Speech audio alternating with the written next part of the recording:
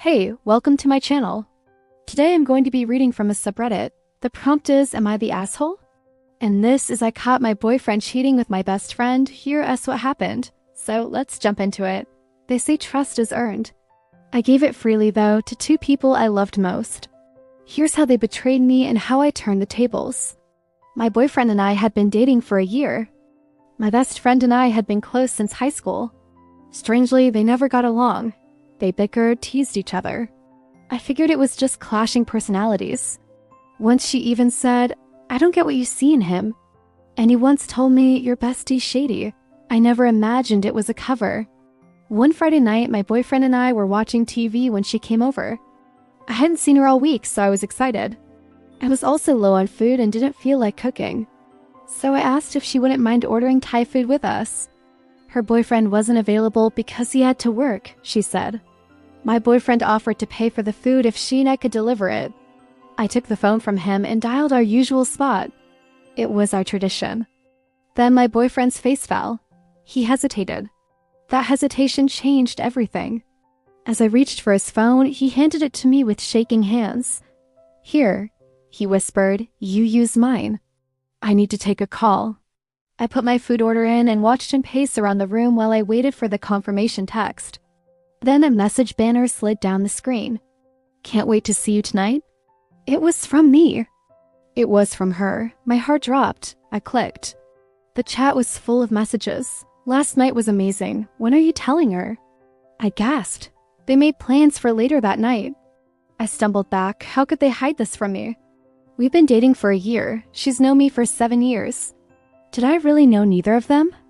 Of course, they had no idea I saw the messages. I stayed silent. I couldn't believe what I was seeing. I stayed silent as I listened to their hollow laughter through the speaker. They talked about how easy it was to cheat on me and how I would never suspect a thing. I felt sick. They knew how much I trusted them both. I let my food go. I needed to confront them, but not yet. I couldn't risk blowing my cover. I ended the call and sent the whole chat to myself. Then I texted her, be here at 8 p.m. alone. Bring your phone. I went to the bathroom to compose myself. I put on a brave face for my boyfriend as he came back into the bedroom. He must have sensed my mood shift because he stopped his pacing and came to check on me. Are you okay? He asked. Yeah, I just realized I have a ton of work to catch up on. You should probably get some rest. I'll see you tomorrow. I shoved my phone in my pocket and headed out the door. He texted me, you sure? And I lied, yeah, promise.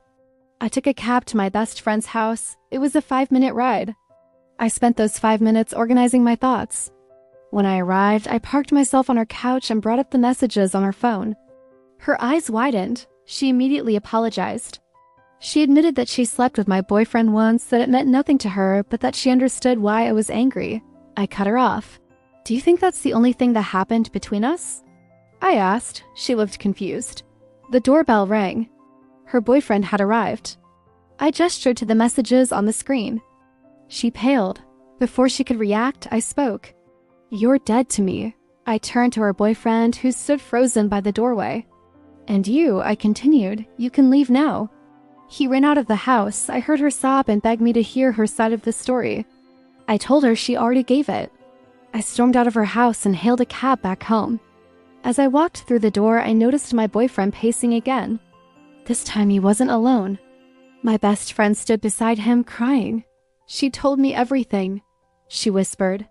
I didn't respond. Why did she come? Did they plan this?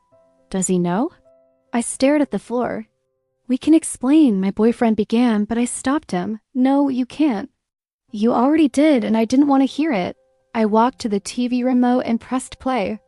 They looked confused. What are you doing? My boyfriend asked. I want you two to meet my best friend. On the TV, their faces were illuminated by the soft glow of the screen. I smiled. Their eyes locked onto mine. Welcome, I said, to our little reunion. I pressed play on the recording I made earlier. The video started playing their conversation from my boyfriend's phone. Their faces drained of color. They tried to speak, but the video continued. I played it on loop. Their eyes flicked to each other. She buried her face in her hands.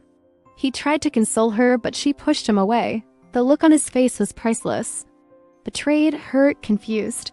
Finally, I hit pause. That was fun, I said dryly. Now it's time for round 2. I pulled up the screenshots I took of their chat. I'm glad we got this private moment, I said, but I'd like you both to leave. And whatever you do, don't bother calling me or texting me. I don't want to see either of you again. But, she began, but I cut her off. Get out. She burst into tears and he pulled her into a hug. She cried on his shoulder as they left my apartment. After they left, I threw myself onto my couch. Tears streamed down my face. I hated feeling this way, but I had to. I owed it to myself. I blocked them both on my phone and deleted every picture of them from my social media. It felt right. A few days later, I heard from a few mutual friends that they told everyone I was being dramatic. They thought we were all great friends, but maybe we weren't. It turns out I wasn't the only one they hurt. Apparently, she did this to another friend's boyfriend, too. And he has a history. So yeah, I am the asshole. But my gut said something was off and I should have listened to it. It's better to protect your peace than to get hurt. Because in the end, that's what happened. So I hope you liked that Am I the Asshole story.